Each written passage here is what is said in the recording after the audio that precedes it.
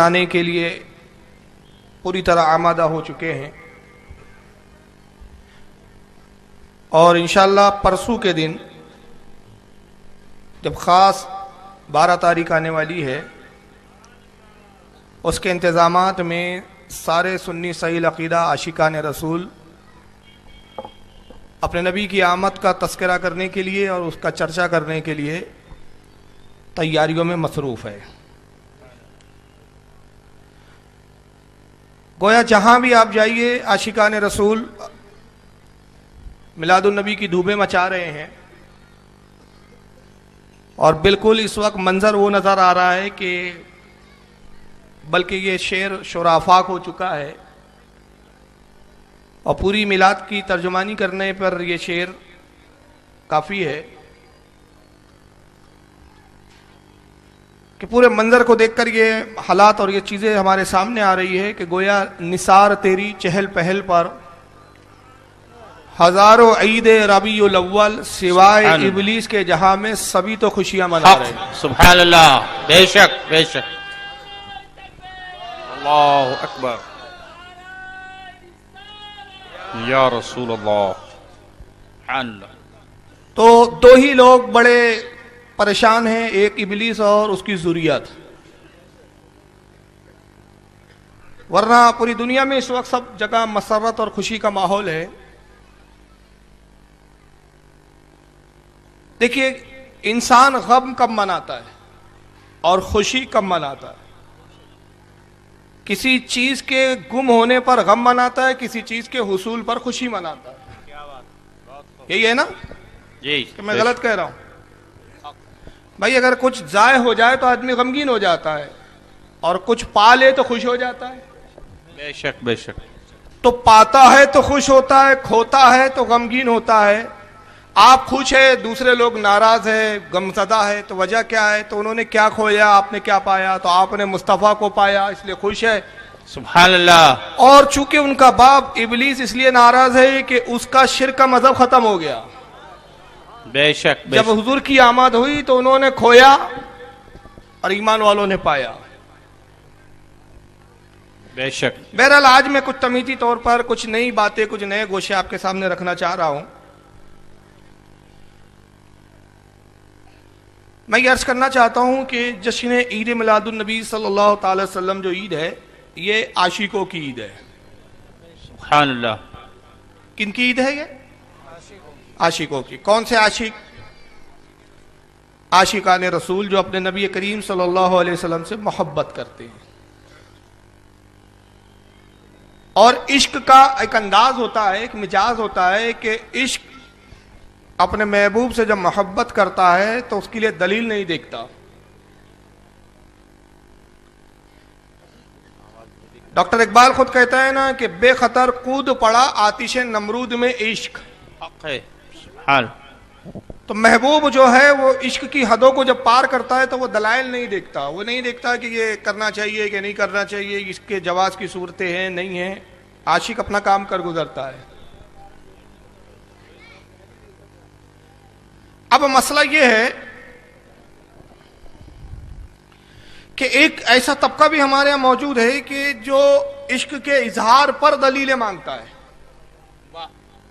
حالانکہ اظہار عشق کے لیے کسی دلیل کی ضرورت ہی نہیں ہے۔ ہمارا تو عالم یہ ہے اعلیٰ حضرت فاضل بریلوی کی زبان میں کہ اے عشق تیرے صدقے سبحان اللہ۔ جلنے سے چھٹے سستے، حق ہے۔ جو آگ بجھا دیں گی وہ آگ لگائی۔ سبحان اللہ۔ نعرہ تکبیر، نعرہ رسالت۔ یہ کون سے عشق کی آگ ہے جو دوسری آگ کو بجھا رہی ہے؟ تو یہ عشق مصطفیٰ کی آگ ہے جو جہنم کی آگ کو بجھا دیں گی۔ تو اعلیٰ حضرت کہتے ہیں کہ کتنا سستا سودا ہے کہ میں نے رسول اللہ سے عشق کیا تو میں اس عشق کے صدقے نہ جاؤں۔ اے عشق تیرے صدقے جلنے سے چھٹے سستے، کتنے سستے میں چھوڑ دیا گیا، جو آگ بجھا دیں گی، جہنم کی جو آگ بجھائیں گی وہ عشق کی آگ میں نے اپنے اندر لگائی ہے۔ سبحان اللہ۔ سبحان اللہ۔ تو عشق وہ ہے جو دلیلوں کا محتاج نہیں ہے، لیکن جو عاشق نہیں ہوتے وہ دلیلیں ڈھونڈتے ہیں، یہ کرنا چاہیے کہ نہیں کرنا چاہیے۔ اور ہم اہل سنت ہم کہتے ہیں کہ طیبہ نہ صحیح مکہ ہی افضل بڑا زاہد. طیبہ نہ صحیح مکہ ہی بڑا افضل زاہد. ہم عشق کے بندے ہیں کیوں بات بڑھائی ہے. سبحان اللہ سبحان.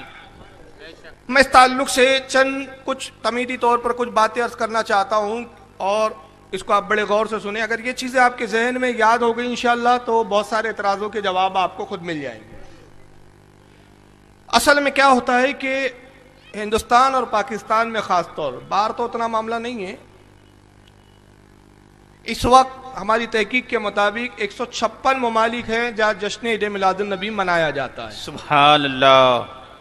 اور تعلق سے ہماری آرگنائزیشن سنی حنفی آرگنائزیشن نے 3 ڈیویڈیاں بھی نکالی تھی آج سے 2 سال پہلے, جس میں ہم نے 156 ملکوں میں کس طرح میلاد النبی منایا جاتا ہے, کس طرح جلوس نکالے جاتے ہیں, وہ 3 ڈیویڈیوں میں ہم نے اس کو دکھایا. اور باقاعدہ بمبئی میں وہ عام ہوئی اور بھی کئی علاقوں میں وہ ڈیویڈی عام ہوئی. لیکن پاکستان اور ہندوستان کا مزاج ایسا ہے, یہاں کچھ برساتی مینڈکیں ہیں.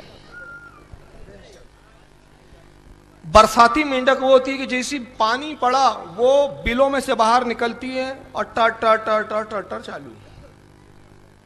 اب بارش تو اپنا کام کر رہی ہے, بارش کو برسنا ہے, اب یہ ٹر ٹر کرے یا ٹر ٹر کرے بارش تو برسیں گی. تو برساتی مینڈکیں نکلتی ہے کچھ اور پھر وہ پوچھنا شروع کر دیتے ہیں. اب جیسی موسم آیا, میلاد کا موسم آیا, برساتی مینڈکیں نکلیں گی اور پھر ٹر ٹر شروع ہو جائیں گی. میلاد منانا کہاں ہے؟ اب میلاد النبی جیسی ختم ہوا 11ویں شریف بھائی آپ منانے میں لگے اور وہ آپ کو یہ بات منوانے میں لگے کہ یہ ہے نہیں. اب 11ویں کا موقع آئے گا پھر وہ مینڈکیں نکلیں گی برساتی مینڈکوں کی طرح, پھر کہیں گے بھائی 11ویں منانا کہاں ہے. 11ویں ختم ہوئی, رجب آئے تو کہا رجب منانا کہاں ہے, کوڈے منانا کہاں ہے. شوال کا موقع آیا تو کہا کہ شوال میں صاحب یہ منانا کہاں ہے, شب برات منانا کہاں ہے, فلا کہاں ہے. بس وہ ہر بار جیسے جیسے موسم آ رہے ہیں وہ سوالات برساتی مینڈکیں ٹر ٹر کرتی ہے.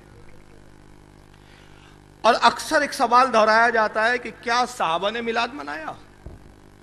کیا بات. رسول اللہ نے میلاد منایا, دلیل دو. میں اس سوال کو تھوڑا سا پلٹ رہا ہوں. کیا صحابہ نے میلاد منایا؟ یہ بہت سوال دہراتے ہیں, ہر سال یہ برساتی مینڈکیں نکلتی ہے, صحابہ نے منایا. ہم نے کہا بھائی سوال کرنا بہت آسان ہے, ذرا ہمارے بھی سوال کا جواب دو. کیا سوال کرنے کا ٹھیکہ تم نے لے کے رکھا ہے؟ کیا بات. واہ واہ. اور ہم نے کیا جواب دینے کا ٹھیکہ لے رکھا ہے؟ سوال تو ہمارے بھی ہے, ذرا اس کے بھی تو جواب دو. ہمارا سوال یہ ہے کہ چلو ٹھیک ہے تھوڑے دیر کے لیے ہم مان لیتے صحابہ نے نہیں منایا, حالانکہ منایا ہے, لیکن ہم مان لیتے نہیں منایا. تو ذرا ایک دلیل تو ایسی دو کہ جو کام صحابہ نے نہیں کیا کس دلیل سے وہ ناجائز اور حرام ہو گیا. واہ کیا بات. سوال کی نوعیت کو سمجھے.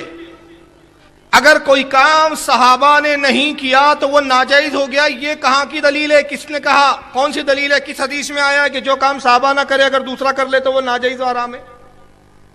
اس کا کوئی ثبوت نہیں. بہت سے کام صحابہ نے وہ کیے جس کا حکم رسول اللہ نے نہیں دیا, مگر کیونکہ وہ عاشقان رسول تھے تو میں نے کہا نا کہ عشق دلیل نہیں دیکھتا. عاشق محبت کرتا ہے اپنے محب سے اور محبت میں بہت حد سے گزر جاتا ہے. میں کچھ یہاں دلیلیں پیش کر رہا ہوں کہ جب انسان کی محبت عروج پاتی ہے, عشق اپنی منزلوں پہ بام عروج پر پہنچتا ہے تو حالات کیا ہوتے ہیں. امام بخاری رحمۃ اللہ تعالیٰ علیہ جو محدثوں میں سب سے بڑے محدث مانے جاتے ہیں, امیر المومنین فی الحدیث کہا جاتا ہے جن کو, اور اس پر سب کا اتفاق ہے کہ ان کی صحیح بخاری قرآن کے بعد سب سے افضل ترین حدیث کی کتاب مانی جاتی ہے. سبحان اللہ. آئیے آپ دیکھیے صحیح بخاری کتاب الوضو حدیث نمبر 187. بخاری شریف کتاب الوضو حدیث نمبر 187. اور پھر یہی حدیث جو میں پیش کرنے جا رہا ہوں کہ مسلم شریف میں بھی آئی, امام مسلم نے کتاب الصلاۃ کے اندر لایا, باب کا نام سترۃ المصلی, حدیث نمبر 1006. یہی حدیث امام ابن حبان نے بھی لائی اپنی الصحیح کے اندر, ان کی الصحیح کتاب الصلاۃ حدیث نمبر 2394.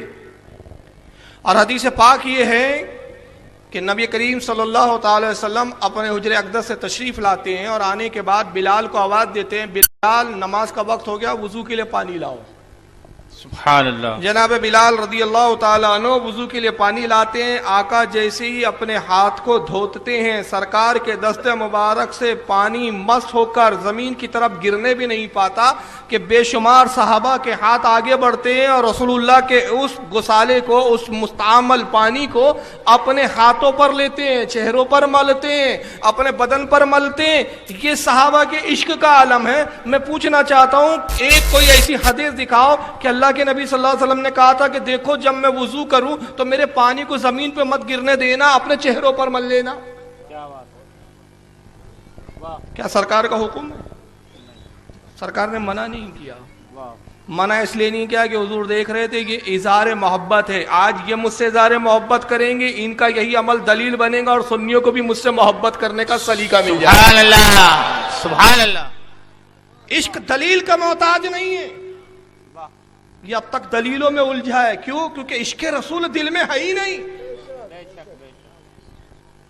کیا یہ اپنی بیوی سے محبت کرتا ہے تو بیگم سے پوچھتا ہے بیگم ٹھہرو پہلے کتاب دیکھ لوں، آج رات 2 بجے آپ کے پاس آنا جائز ہے یا نہیں؟ پہلے میں دلیل دیکھوں گا تب آؤں گا، آپ نے 2 بجے مجھے آواز تو دے دی بیگم، لیکن 2 بجے آ سکتے ہیں یا نہیں یہ بھی دیکھنا پڑے گا۔ پہلے پہنچ جاتا ہے۔ ایک میں نے مثال دی مزاحیہ، لیکن آئیے دلیل کی روشنی میں ایک اور حوالہ سنتے چلیں۔ صحیح بخاری کتاب الوضو ہی، آئیے میں حدیث پاک آپ کو مانیٹر پہ دکھا بھی دوں۔ یہ صحیح بخاری چھاپا بھی ان لوگوں نے، ہم نے نہیں چھاپا، میں تو انہی کے گھر کی چھپی بھی دکھاتا ہوں۔ صحیح بخاری دارالسلام سعودیہ کا ادارہ ریاض کا، ریاض والوں نے چھاپا ہے، دارالحدیث ٹھیکیدار کہلاتے یہ لوگ۔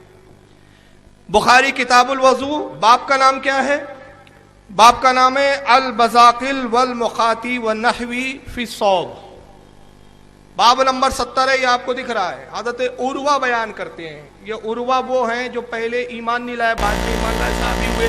یہ کہتے ہیں صلح حدیبیہ کے موقع پر میں رسول اللہ سے صلح کے لیے پہنچا، کافروں کی طرف سے تھے، تو وہ اپنا ایک چشمدید واقعہ بیان کرتے ہیں کہ میں نے اپنی آنکھوں سے دیکھا، جب میں حضور سے صلح کے معاملات طے کرنے آیا تو کیا دیکھا، دیکھیے میں نے انڈر لائن کی بھی، اور لکھنے والے کون ہیں اس کو؟ امام بخاری۔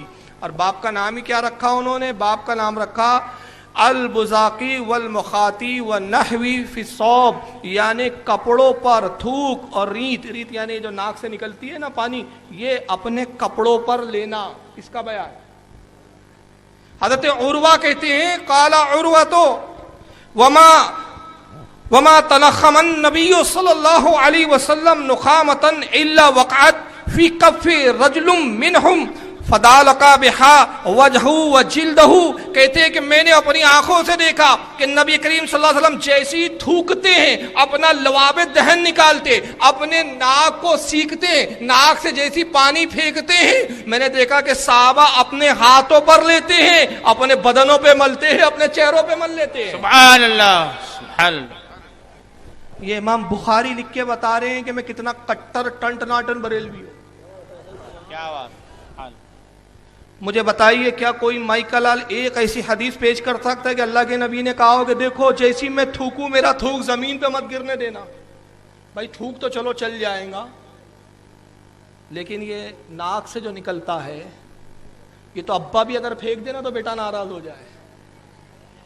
آپ ناک اس طرح چھن کے ناک کو دبائیں اور وہ غلاظت کو پھینک دے اور کسی کے کپڑے پہ گر جائے، وہ جھگڑا لڑ لے کہ میرے کپڑے پہ کیسے گری، اس کو دیکھ کر لوگوں کو کراہت ہوتی ہے۔ لیکن صحابہ اکرام کا عالم کیا ہے؟ حضرت عروہ کہتے ہیں ایسا کوئی موقع نہیں دیکھا میں نے جب بھی رسول اللہ صلی اللہ علیہ وسلم نے لعاب دہن اپنے منہ سے دہن مبارک سے نکالا یا آپ کے ناک سے آپ نے کوئی چیز کو خارج کیا، صحابہ نے زمین پر نہیں گرنے دیا، اپنے ہاتھوں پر لیا، اپنے چہروں پر بدلا ملا اور اپنے بدنوں پہ ملنے شروع کر دیا۔ سبحان اللہ، سبحان اللہ۔ کیا کسی بدعقیدہ وہابی نے کبھی یہ غور کیا کہ بھئی رسول اللہ نے تو حکم نہیں دیا تھا، صحابہ ایسا کیوں کر رہے تھے؟ صحابہ اسی منزل پر تھے، اے عشق تیرے صدقے سبحان اللہ، جلنے سے چھٹے سستے، جو آگ بجھا دیں گی وہ آگ لگائی۔ سبحان اللہ۔ امام قاضی ایاز، تھوڑا نعرہ کم کرتے، بہت جہاں ذات. حضرت امام قاضی ایاز رضی اللہ تعالیٰ عنہ بہت بڑے محدث ہیں، دیوبندی بھی مانتے ہیں، غیر مقلد بھی مانتے ہیں، ماننے کا دعویٰ کرتے ہیں، حقیقت میں مانتے ہی نہیں. اور بلکہ ابن تیمیہ تو یہاں تک کہتے ہیں، رفع الملام ان کی کتاب ہے، عبد الحلیم ابن تیمیہ کی، احمد بن عبد الحلیم ابن تیمیہ جو غیر مقلدوں کے بہت بڑے علامۃ الدہر ہے 700 ہجری کے، وہ اپنی کتاب میں کہتے ہیں کہ امام قاضی ایاز وہ ہے کہ جن کی اتباع اور پیروی کی جاتی ہے، اور کتاب الشفا ان کی کتاب بارگاہ رسول میں مقبول ہو چکی ہے. اسی کتاب الشفا کے اندر جلد نمبر 2 صفحہ نمبر اس کا 56 حضرت ابو محذورہ رضی اللہ تعالیٰ عنہ صحابی ہے، ان کے بارے میں نقل فرماتے ہیں کہ ان کے سامنے کے بال بڑے لمبے تھے، اس کو گونتے اور یہاں رکھتے اور اس کے اوپر امامہ باندھتے، جیسے پنجابی لوگ کرتے، آپ نے دیکھا ہوگا پنجابی لوگ بال نہیں کاٹتے. اور جب وہ امامہ کھولتے، نہاتے، غسل کرتے یا وضو کرتے، امامہ ہٹاتے، مسح کرتے، ان کے بال کھل جاتے تو وہ اتنے لمبے تھے کہ زمین تک آتے تھے. کہاں تک آتے تھے؟ اور ایک طرف اللہ کے رسول کی حدیث ہے، لعنت اس مرد پر جو عورت کی مشابہت کرے، اور اللہ کی لعنت اس عورت پر جو مرد کی مشابہت کرے. مجھے بتائیے یہ لمبے بال رکھنا یہ مردوں کا فیشن ہے کہ عورتوں کا ہے؟ حضور کی یہ لعنت آئی ہے. لیکن حضرت ابو محذورہ رضی اللہ تعالیٰ عنہ کے بال اتنے لمبے زمین پر آتے تھے، صحابہ نے ان سے پوچھا کہ اے ابو محذورہ کیا بات ہے، یہ آپ کے بال اتنے لمبے کہ اس کو کاٹتے نہیں، کیوں نہیں؟ کہا ان بالوں کو میں کیسے کاٹ سکتا ہوں؟ جب میں چھوٹا تھا نبی کی بارگاہ میں حاضر ہوا، اللہ کے نبی کو میں نے سلام کیا، حضور نے محبت میں اپنا دست مبارک ان بالوں پر رکھ دیا، تو جس پر نبی نے اپنا دست مبارک رکھ دیا مجھے حیا آتی ہے کہ ان بالوں کو کاٹ کے میں گٹر اور نالوں کے حوالے کر دوں. سبحان اللہ سبحان اللہ سبحان اللہ واہ سبحان اللہ. کیا کسی وہابی نے اس حدیث پر اعتراض کیا اور صحابی پہ اعتراض کیا کہ تم بہت بڑے بدعتی ہو؟ کیا رسول نے کہا تھا کہ جس بالوں پر جس جگہ میں ہاتھ رکھ دوں اس کو اب کاٹنا مت؟ وہاں تو آپ نے دلیل نہیں پوچھی. میلاد النبی کے لیے مینڈکیں دلیلیں پوچھنا شروع کر دیتی ہے. میلاد منایا کہ صحابہ نے؟ چلیے آئیے اور ایک دیکھیے، امام ابن حجر عسقلانی بہت بڑے محدث ہے. کون سا فرقہ ہے جو ان کو نہیں مانتا؟ اسماء و رجال، جرح و تعدیل کے بہت بڑے امام. تہذیب التہذیب ان کی مشہور کتاب، تقریب التہذیب ان کی کتاب، میزان الاعتدال ان کی کتاب، فتح الباری، شرح البخاری، بخاری کی شرح انہوں نے لکھی، زخیم جلدوں میں کئی کتابیں انہوں نے لکھی، حدیث کی بڑی خدمت کی. ان کی ایک مشہور کتاب ہے جو صحابہ کے حالات پر لکھی، کتاب کا نام ہے الاصابہ فی تمیز الصحابہ، اس کا صفحہ نمبر 72 اور رجال نمبر اس کا 275.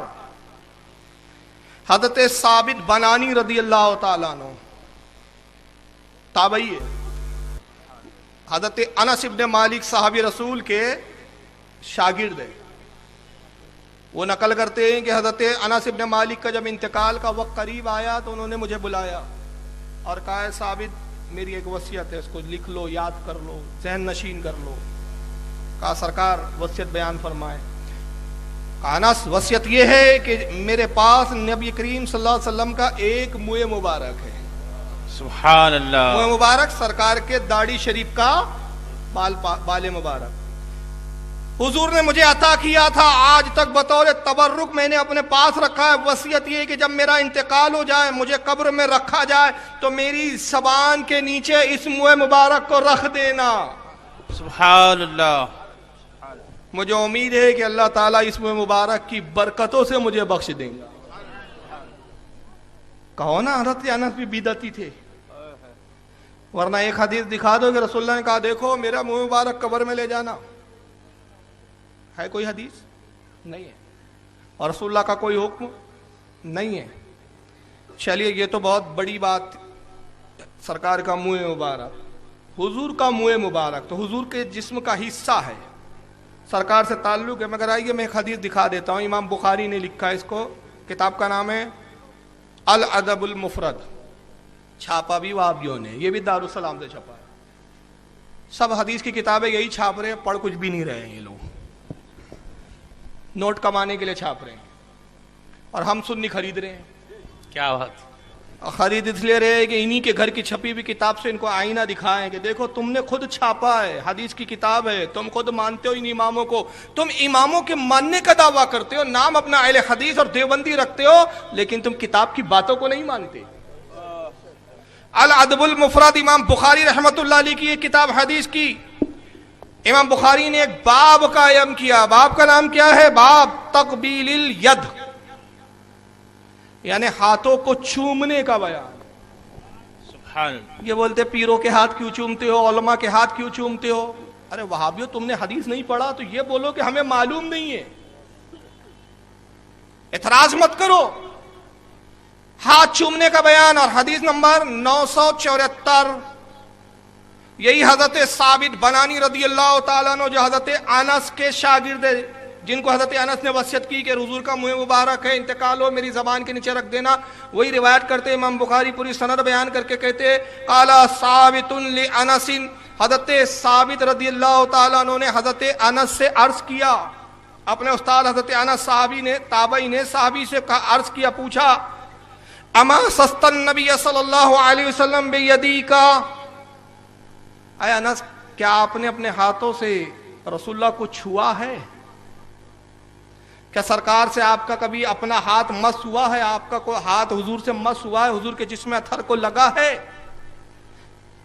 قال نعم, حضرت انس نے کہا ہاں رسول اللہ کے جسم اطہر کو میرا ہاتھ لگا ہے. اور جیسی انہوں نے کہا تو امام بخاری آگے کیا لکھتے ہیں, کہتے ہیں فقبلہا, حضرت ثابت بنانی نے اس ہاتھ کو لیا اور چوم لیا, کہ جو ہاتھ نبی کے جسم اقدس کو لگا ہے اس لائق ہے کہ اس کو چوم لیا جائے. سبحان اللہ. سبحان اللہ. بھائی حضرت انس کے ہاتھ کو کیوں چوم رہے ہیں وہ؟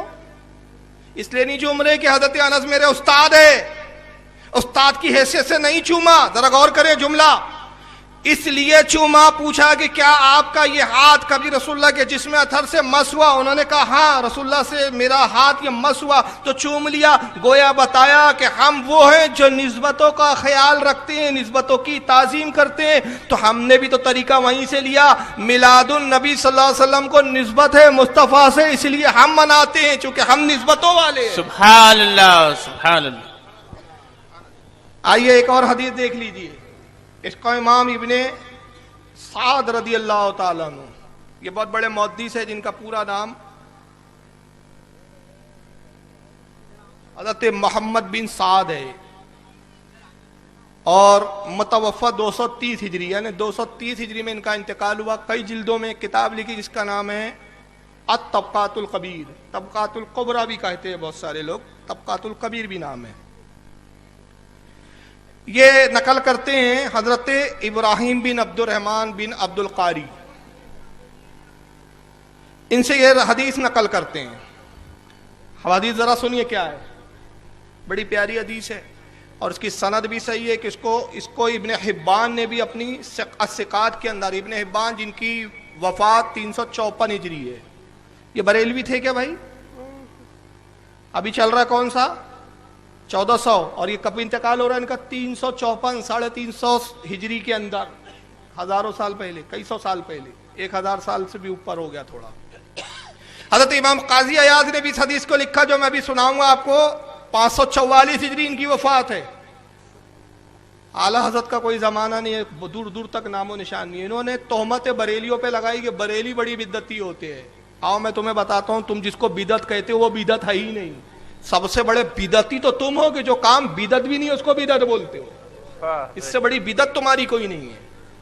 امام قاضی عیاض نے اپنی کتاب الشفا جلد 2 صفحہ نمبر 57 پر یہ حدیث لکھا. اس کے راوی حضرت ابراہیم بن عبد الرحمن بن عبد القاری رضی اللہ تعالیٰ عنہ کہتے انہو نظر الی ابن عمر ودعا یدہ علی مقد النبی صلی اللہ علیہ وسلم من المنبر ثم ودعا علی وجہی. کہتے حضرت عبداللہ ابن عمر صحابی رسول ہے, فاروق اعظم کے صاحبزادے, ان کو میں نے دیکھا, ان کی عادت کریمہ تھی کہ میں نے ان کو دیکھا کہ جب بھی وہ کہیں نکلتے تو رسول اللہ صلی اللہ علیہ وسلم کے اس جگہ پر آتے, منبر پر, اور ممبر پر جہاں رسول اللہ تشریف فرما ہوتے اس پہ اپنا ہاتھ پھیرتے اور پھر اس کو بوسہ دیتے اور اپنے جسم پر ملتے. سبحان اللہ سبحان اللہ. کیا اللہ کے نبی نے کہا تھا جس ممبر پہ میں بیٹھ جاؤں اس کو چوما چاٹی کرنا؟ یہ کہتے قبر کو کیوں چومتے ہو، اس کو کیوں چومتے ہو؟ ارے یہ تو حدیث ہے، تم نے پڑھی نہیں، یہ بولو یار. وہ کہتے ہیں میں نے دیکھا انہو نظرا، میں نے خود دیکھا. تابعی ہے یہ کہ حضرت عبداللہ ابن عمر جب بھی کہیں جانا ہوتا سفر پہ نکلتے یا اکثر وہ حضور کے روضے پر حاضر ہوتے اور اپنے ہاتھ کو رسول اللہ کے ممبر پر جہاں سرکار تشریف فرما ہوتے، جہاں رسول اللہ کا جسم اتھر لگا ہوا ہوتا اس پر ہاتھ پھیرتے، پھر چومتے، اپنے بدن پر ملتے. تو کیا کسی نے عبداللہ ابن عمر سے پوچھا کہ رسول اللہ نے حکم دیا تھا کہ دیکھو میرا ممبر جس پہ میں بیٹھتا ہوں اس کو چوما چاٹی کرنا؟ دلیل نہیں پوچھی کسی نے. کیوں؟ عشق وہ ہوتا ہے جو بلا دلیل اپنے کاموں کو انجام دے دیتا ہے. اور آئیے چلیے آگے بڑھتے چلیے، دیکھیے بدعتیں کیسے بڑھتے جا رہی ہے. حضرت امام مالک طبع تابعی ہے. یہ خیر القرون کی بات بتا رہا ہوں میں، جس ادوار کی رسول اللہ نے گارنٹی لی ہے.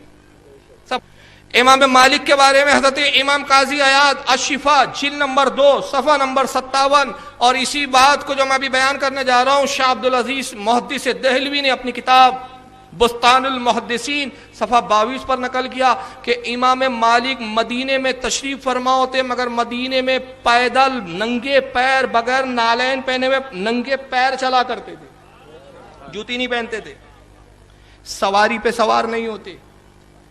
امام شافعی رحمۃ اللہ علیہ فرماتے امام مالک سے کہا گیا کہ آپ مدینے میں سواری پہ سوار کیوں نہیں ہوتے؟ فرمایا مجھے شرم آتی ہے اس سرزمین کو گھوڑوں کے ٹاپوں سے رندوں جس پر نبی کریم صلی اللہ علیہ وسلم کا قدم نازمین مسوا ہے. سبحان اللہ سبحان. اعلیٰ حضرت نے اس کو کیا کہا؟ کھائی قرآن کھا کے راہ گزر کی قسم اس کفے پاک کی حرمت پہ لاکھوں سلام. سبحان اللہ سبحان. تو امام مالک کو بدعتی کیوں نہیں کہتے؟ کیا امام مالک کے پاس کوئی حدیث تھی کہ اللہ کے نبی نے کہا کہ میرے مدینے میں ننگے پیر چلنا، چپلوں کو اور جوتیوں سے میرے مدینے کی زمین کو مت روندنا، سواری پہ مت سوار ہونا؟ حضور تو خود سواری فرماتے تھے، صحابہ تو خود سواری پہ چلتے تھے، مگر یہ امام مالک کا عشق تھا جو بغیر دلیل کے اپنے کاموں کو انجام دے رہا تھا. سبحان اللہ. عشق دلیل کا محتاج نہیں ہوتا. اور یہ تو مدینے کی سرزمین کا احترام تھا. پھر یہی امام قاضی عیاض الشفا جلد 2 صفحہ 45 پر اور شاہ عبدالعزیز محدث دہلوی اپنی کتاب بستان المحدثین صفحہ 19 پر امام مالک کے بارے میں ایک اور چیز بیان کرتے ہیں. کہتے ہیں کہ امام مالک نے اپنی کنیز کو سکھا رکھا تھا. کیا سکھایا تھا؟ ارے جو بیٹھنے والے جگہ جہاں ملیں گے بیٹھ جائیں گے، آپ توجہ ادھر دیجئے، ڈسٹرب مت کیجئے، آپ توجہ دیجئے. اپنی کنیز کو سکھایا. اور کیا سکھایا تھا کہ جب کوئی شخص آتا امام مالک کے گھر پر، کہتا امام مالک ہے؟ کنیز کہتی جی تشریف فرمائے. کہیے کیسے آنا ہوا؟ میں امام مالک سے کچھ پوچھنے آیا ہوں. مسئلہ پوچھنے آئے ہیں کہ حدیث رسول سننے آئے ہیں؟ کنیز سوال کرتی پہلے بتائیے کہ آپ مسئلہ پوچھنے آئے ہیں شریعت کا، فقہ کا، یہ حدیث رسول سننے آئے؟ وہ کہتا میں مسئلہ سننے آیا ہوں. تشریف رکھیے. بیٹھا دی. امام مالک کے پاس جاتی ہے، میرے آقا کوئی شخص آیا ہے، سائل ہے، مسئلہ پوچھنا چاہتا ہے فقہ کا. امام مالک آتے کہتے کیا مسئلہ ہے؟ وہ مسئلہ پوچھتا، آپ بیان کر دیتے. مگر جیسی کہنے والا کہتا میں اللہ کے رسول کی حدیث سننے آیا ہوں، مسئلہ پوچھنے نہیں آیا ہوں، اور رسول اللہ کی حدیث سننے آیا ہوں. کنیز کہتی تشریف رکھیے. امام مالک کے پاس جاتی، عرض کرتی آقا ایک شخص آیا ہے حدیث رسول سننا چاہتا ہے. آپ فرماتے اس کو بٹھایا. کہا ہاں.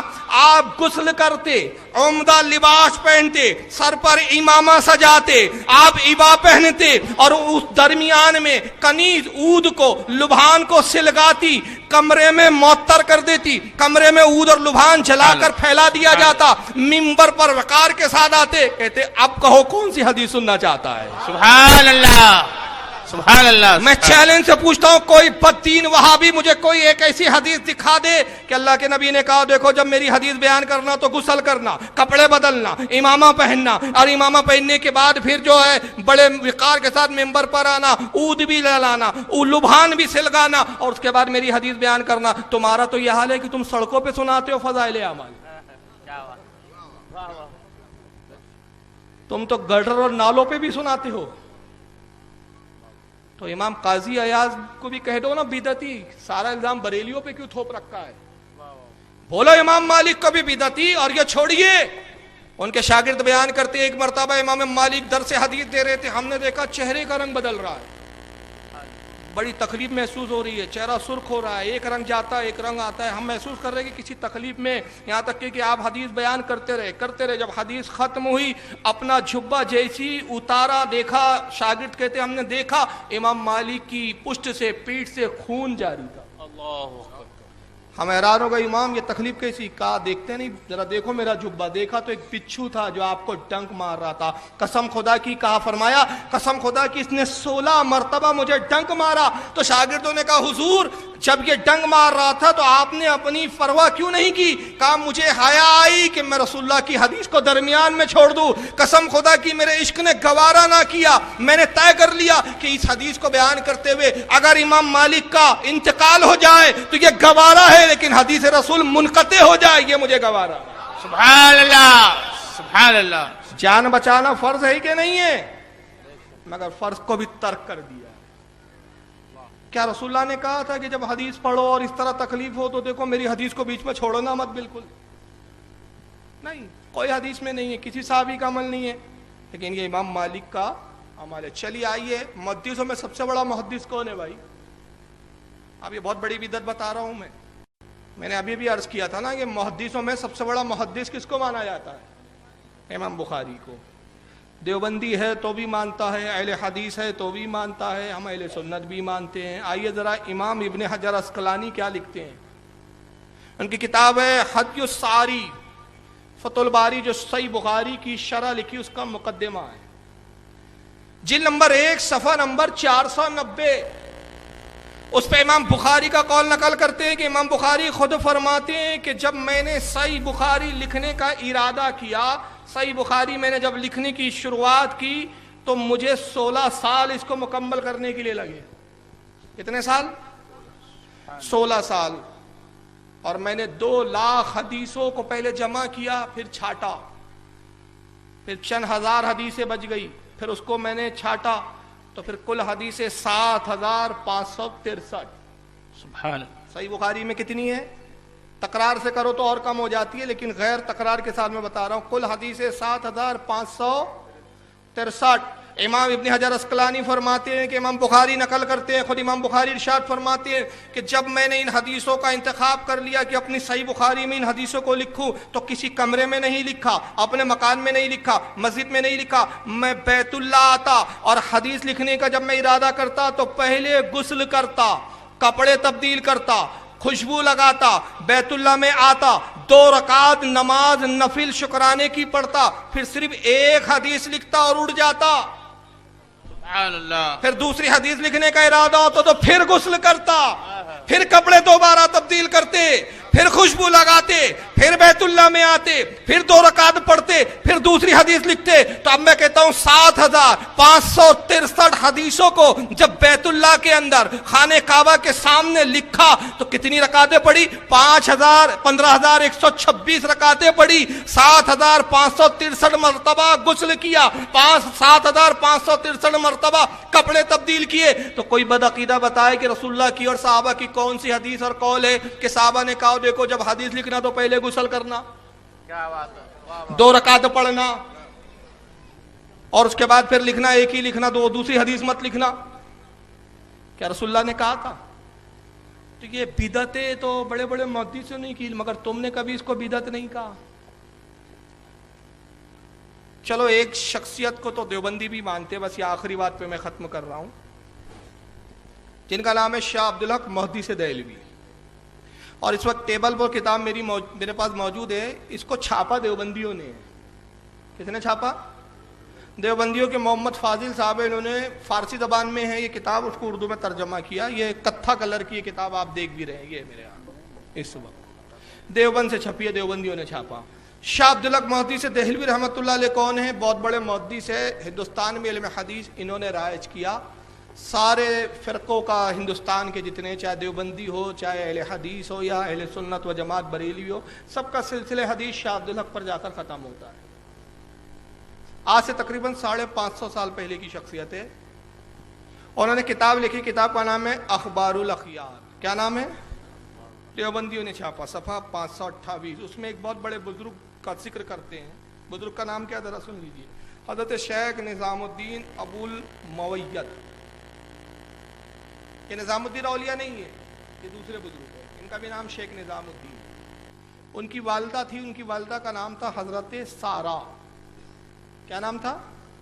حضرت سارا. بڑی نیک، متقی، پرہیزگار، وقت کی رابعہ بصریہ تھی، بڑی نیک تھی. تو ان کے زمانے میں بارش نہیں ہو رہی تھی ان کے علاقے میں، خشک سالی پڑ گئی، قحط پڑ گیا، لوگ پریشان ہیں، دعائیں کر رہے ہیں، دعائیں قبول نہیں ہو رہی. حضرت شیخ نظام الدین الموید کے پاس لوگ آئے، کہا حضور بارش نہیں ہو رہی ہے، آپ دعا فرمائیں. انہوں نے دعا نہیں کی، جبکہ رسول اللہ کی سنت کیا ہے؟ بارش نہ ہو تو اللہ کے نبی میدان میں نکلتے تھے، نماز پڑھتے تھے، پھٹے پرانے لباس میں سب کو نکلنے کا حکم دیتے، دعا فرماتے. انہوں نے دعا نہیں کی. دیکھیے یہ بدعت ہے نا، لاؤ کسی حدیث میں ایسا ہوا ہو. مگر دیکھیے یہ آپ بھی مان رہے ہیں، آپ بھی کتاب چھاپ رہے ہیں، اس ذات کو آپ بھی مانتے ہیں، آپ بھی ان پر یقین رکھتے ہیں، ان کو محدث مانتے ہیں. اگر یہ لکھنے والے بدعتی، کرنے والے بدعتی، تو آپ بھی پھر کوئی پکے سنی نہیں ہیں، آپ بھی بہت بڑے بدعتی ہوئے، کیونکہ ایک بدعتی کی کتاب چھاپنا بھی بدعت ہے. شیخ نظام الدین نے کیا کیا؟ اپنی والدہ کی خدمت میں آئے، سلام کیا، کہا امی جان آپ کا کرتا عطا کیجئے. ماں نے کرتا دیا، پورا کرتا نہیں لیا، کرتے میں سے ایک دھاگے کا تار نکالا، صرف ایک دھاگے کا تار. اس دھاگے کے تار کو لے کر باہر میدان میں آئے، لوگوں کو جمع کیا اور دھاگے کے تار کو ہاتھ میں لے کر آسمان کی طرف بلند کر کے عرض کرتے، خالق کائنات، یہ اس نیک بیوی کے کرتے کا ایک دھاگا ہے جس کے لباس کو بھی کسی غیر محرم نے آج تک نہیں دیکھا. اس لباس کے کپڑے کے، اس لباس کے دھاگے کا واسطہ دیتا ہوں کہ تو اپنے بندوں پر پانی عطا فرما دے. یہ کہنا تھا، بادل چھائے اور بارش شروع ہو گئی. سبحان اللہ. نعرہ تکبیر، نعرہ رسالت، میلاد مصطفیٰ کانفرنس. سبحان اللہ. کون سی حدیث میں تھا جی کہ بھائی کسی نیک بیوی کے کپڑے کے، کرتے کے دھاگے کو لے جاؤ اور اس کا وسیلہ بناؤ؟ یہ تو نبی کو وسیلہ بنانے کے لیے تیار نہیں. کہتے ہیں نبی کا وسیلہ لینا بھی جائز نہیں، اور وہ اپنی والدہ کے کرتے کے لباس کے ایک دھاگے کو وسیلہ بنا رہے ہیں. اور وقت کا محدث اس کو لکھ رہا ہے، مگر دیوبندی چھاپ رہے ہیں، اہل حدیث پڑھ رہے ہیں، یہ بھی چھاپ رہے ہیں، لیکن کوئی نہیں بولتا یہ بدعت ہے. مگر سارے دلیلوں کی بات سنیوں سے پوچھی جاتی ہے. میلاد النبی مناتے ہو؟ صحابہ نے کیا، حضور نے حکم دیا، صحابہ نے منایا، حضور نے منایا، بدعت ہے؟ ثبوت دو. ہم نے کہا ارے ہم نے تو بارہا تمہیں ثبوت دیے کہ رسول نے بھی میلاد منایا. یہ الگ بات ہے کہ مروجہ جو آج جس طریقے سے منا رہے وہ نہیں. نفس میلاد کا تو حکم موجود ہے نا، شکلیں بدلی ہے. ورنہ تم بتاؤ تبلیغی جماعت کا کون سی حدیث میں ذکر ہے جی؟ تم نے بھی تو بہت ساری بدعتیں ایجاد کی ہے. میں ابھی جیسے جیسے وقت آئے گا میں بتاؤں گا کہ کیا کیا بدعتیں انہوں نے ایجاد کی ہے. لیکن آئیے یہ ہم سے سوال کرتے ہیں. سب سے پہلے میں ایک آپ کو ویڈیو پیش کر رہا ہوں ڈاکٹر ذاکر نائک صاحب کی. سنیے کیا کہتے ہیں. بھائی چالو کیجیے اس کو. جتنے ہیں آپ دیکھیں گے کہ ہمارے مسلم معاشروں میں جتنے ہیں، خصوصاً انڈیا، پاکستان اور ممالک میں، کہ ایک عید میلاد النبی منایا جاتا ہے، وہ birthday of the prophet. اور اگر آپ دیکھیں گے یہ 12 ربیع اول ہے. اور جہاں تک کہ ہمیں حدیث کی روشنی میں ہمیں یہ ثابت نہیں ہوتا ہے کہ محمد صلی اللہ علیہ وسلم نے کبھی اپنا سالگرہ بنائے، یا صحابہ نے یا تائین یا تبع تائین نے کبھی، یا تائین یا تبع تائین نے کبھی ان کا سالگرہ بنائے. تو جب محمد صلی اللہ علیہ وسلم نے کبھی کہا نہیں کہ میرا سالگرہ بناؤ، یا کبھی صحابہ نے نہیں بنائے، اور اگر آج ہم ان کا سالگرہ بناتے تو یہ بدعت ہو جاتا ہے. تو سالگرہ بنانے کی کوئی ضرورت نہیں ہے. ایسا کوئی اسلام ایک مذہب کے اندر نہیں ہے، قرآن میں بھی نہیں، شریعہ میں نہیں.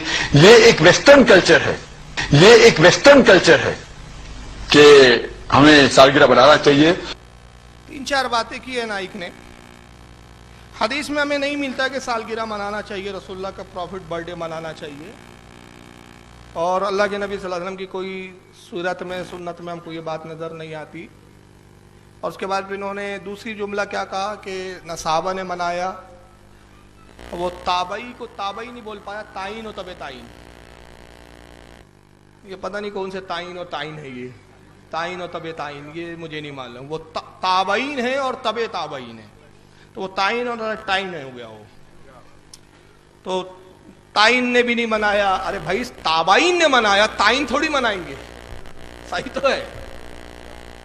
یہ ویسٹرن کلچر ہے. کیا منانا ویسٹرن کلچر ہے؟ میلاد النبی. اس کو بھی رہنے دیجئے, یاد رکھیے, بس جملہ یاد رکھیے کہ یہ ویسٹرن کلچر ہے. آئیے دوسرے صاحب کو بھی سن لیجئے. ان کا نام ہے مولوی توصیف الرحمان صاحب. سمجھ نہیں ہے میلاد النبی سے مراد ہے تو وہ دن منانا عیسائیوں کی مشابہت ہے. اگر میلاد النبی سے مراد ہے تو وہ دن منانا عیسائیوں کی مشابہت ہے. اللہ کی قرآن اور حدیث سے ہمیں اس کا علم نہیں ملتا. میلاد النبی منانا اگر کی بات ہو رہی ہے تو میلاد النبی یہ عیسائیوں کی مشابہت ہے. مشابہت یعنی ان کی کاپی ہے, ان کی نقل ہے. تو کیونکہ عیسائی لوگ عیسیٰ علیہ السلام کا برتھ ڈے مناتے ہیں, میلاد مناتے ہیں, تو آپ بھی مناتے ہو, تو عیسائیوں کی مشابہت ہے. قرآن اور سنت میں حدیث میں ہم کو اس کا کوئی حکم نہیں ملتا. تو ان کے بھی نزدیک یہ عیسائیوں کی نقل ہے, اور ڈاکٹر ذاکر کے نزدیک بھی یہ ویسٹرن کلچر ہے.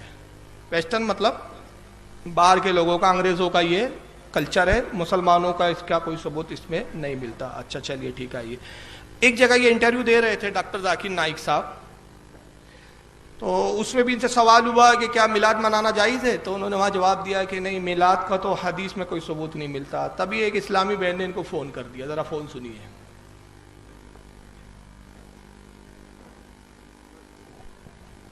آواز کیوں بند کر دی بھائی؟ مسلمانوں کو غیر جی دوسرا سوال یہ ہے کہ کہا جاتا ہے حدیث میں کہ مسلمانوں کو غیر مسلموں کی تقلید نہیں کرنی چاہیے. جی تو جو یہ ٹائی اور جس سوٹ میں آپ بیٹھے ہیں یہ غیر مسلم زیادہ پہنتے ہیں, بلکہ وہی پہنتے ہیں, تو کیا یہ جائز ہے ٹائی پہننا یا یہ فل سوٹ پہننا ہے؟ بہت شکریہ. دونوں سوال بڑے اہم سوال. ٹائی پہ تو پہلی بات ہوئی تھی, ایک اور تفصیل سے بھی میں چند دنوں میں بات ہم کریں گے ٹائی کے حوالے سے اور حوالے سے. کتنی دیر کنٹرول روم؟ 40 سیکنڈ ہمارے پاس ہے بریک پہ جانے سے پہلے, اس لیے ہم جواب جو ہیں اس کا. ویلکم بیک خواتین حضرات. ڈاکٹر ذاکر نائک کے ساتھ ایک طویل نشست جاری ہے گفتگو کی, اور ڈاکٹر صاحب پہلی جو بات بریک پہ جانے سے پہلے آپ اس کو کچھ فردر کرنا چاہیں گے یا آگے بڑھیں؟ اور دوسرا سوال جو تھا, دوسرا سوال آگے بڑھتے ہیں. میرے خیال سے بہت سے سوال. ایک سوال خواتین نے پوچھا ہے. کچھ پلے پڑا آپ کے؟ ہاں اچھا, آواز سمجھ میں آ رہی ہے کہ نہیں آ رہی ہے نا؟ تو ایک اسلامی بہن نے سوال کیا کہ بھائی یہ کہا جاتا ہے کہ مسلمانوں کو غیروں کی نقل نہیں کرنی چاہیے, غیروں کی مشابہت نہیں کرنی چاہیے. تو ذاکر نائک صاحب اور آپ جو جس لباس اور جس سوٹ اور بوٹ میں بیٹھے ہیں, ٹائی پہن کر آپ, تو یہ تو عیسائیوں کا ہی لباس ہے, یہ ویسٹرن کلچر ہے نا. تو اس کے بارے میں آپ کیا ہے؟ تو کنٹرول روم کتنا ٹائم باقی ہے؟ ضابطے صاحب کو پیشاب آ گئی ہے, کیونکہ ہم نے تو صرف بریلیوں پہ تنقید کرنا سیکھا ہے, جواب دینا تو سیکھا ہی نہیں. ہم نے تو سوال, ہمارا نام ہی سوالیہ نشان ہے, کوشچن مارک. کنٹرول روم کتنے ہیں؟ 40 سیکنڈ, 40 منٹ سیکنڈ باقی ہے. 60 سیکنڈ میں تو بات نہیں ہوئی. بریک لے لیتے ہیں, بریک لے لو, سانس وانس ٹھیک کر لو. سانس اکھڑ رہی ہے آپ کی, کیونکہ آپ کے نفس پر اب بات آ گئی ہے. اب جیسی کنٹرول روم سے بریک لیا, بریک لینے کے بعد واپس آئے. ہاں ڈاکٹر صاحب پردہ کرنا چاہیں گے آپ؟ مطلب بھاگیں گے کہ سوال کا جواب دیں گے؟ دوسرا سوال پوچھ لیجئے. بات سمجھ میں آ رہی ہے؟ یہ جو کرے سب ٹھیک, یہ اپنے بدعتوں کو نہیں بتاتے, لیکن جیسے میلاد النبی کی بات ہو, سنیوں کی بات ہو, تو بدعت ہے, صحابہ نے کیا. اب خبیر بتائیے صحابہ نے کبھی اس طرح کا لباس پہنا؟ بلکہ مشابہت ہے. اور کس اعتبار سے؟ علماء نے فرمایا ٹائی لباس نہیں ہے, یاد رکھیں ٹائی لباس نہیں ہے, عیسائیوں کا شعار ہے. ان کا مذہبی سمبول ہے، اور وہ اس لیے سمبول ہے ان کی مذہبی کتابوں میں باقاعدہ لکھا ہوا اسلام کے خلاف عقیدہ ہے. وہ کہتے ہیں نعوذ باللہ من ذالک کہ عیسیٰ علیہ السلام کو صلیب پہ چڑھا دیا گیا تھا، یہودیوں نے ان کو سولی چڑھا دی. ہمارا عقیدہ یہ ہے کہ حضرت عیسیٰ علیہ السلام کو سولی نہیں دی گئی بلکہ آپ آسمانوں میں اٹھا لیے گئے. یہ عقیدہ اسلام کے خلاف ہے، اور چونکہ صلیب کا نشان وہ پلس کا ہوتا ہے، اسی کی نشانی کے طور پر عیسائیوں نے اس کو مقدس جان کر ٹائی کی ایجاد کی. یہ مذہبی شعار ہے، اور جو کسی کا مذہبی شعار اپنائے اس کے بارے میں اللہ کے رسول کی صاف صریح حدیث موجود ہے. آقا نے کہا من تشبہ بقوم فہو منہم، جو جس قوم کی نقل کرے وہ انہی میں سے ہے. تو یہ لباس تو صحابہ کا نہیں ہے. اچھا چلو یہ ویسٹرن کلچر نظر آیا ان کو میلاد، لیکن نائک صاحب ذرا اسٹیج پر کیسے آتے وہ بھی ایک ذرا دیکھ لو. یہ کس کی نقل ہے ذرا یہ بھی بتا دیجیے. On stage, the articulate analyst, Dr. Zakir Naik.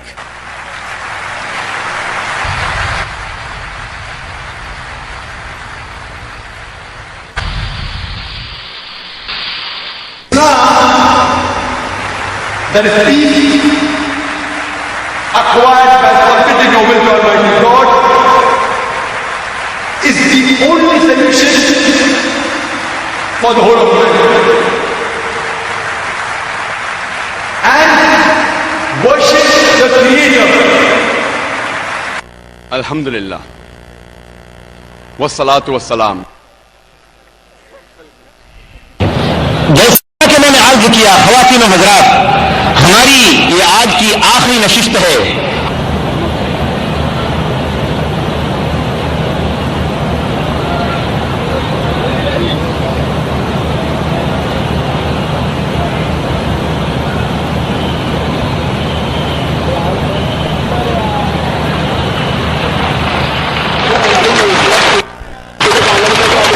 یہ کون سا کلچر ہے بھائی؟ انڈے میں سے چوزا پیدا ہوا.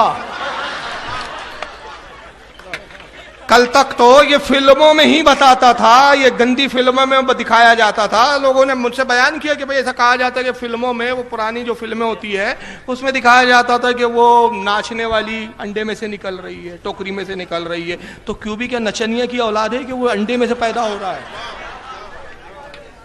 کیا رسول اللہ نے کیا کہ کبھی تبلیغ کے لیے، تقریر کے لیے آئے تو انڈوں میں سے نکل رہے ہو اور وہ اس میں سے چھینکوں میں سے نکل رہے ہو؟ یہ کیا ہے؟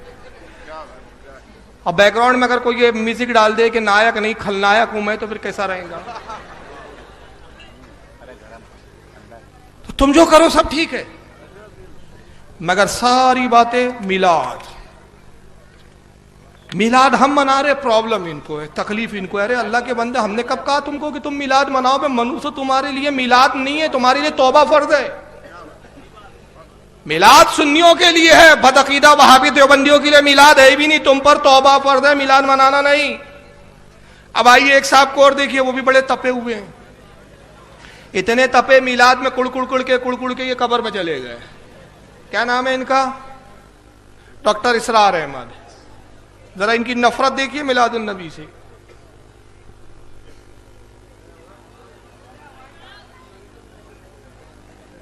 ارے آواز کیوں بند کر دیتا بندہ ایک بار؟ عید میلاد النبی نئی عید ہو گئی ہے، کیا اس کا حکم دیا محمد رسول اللہ نے؟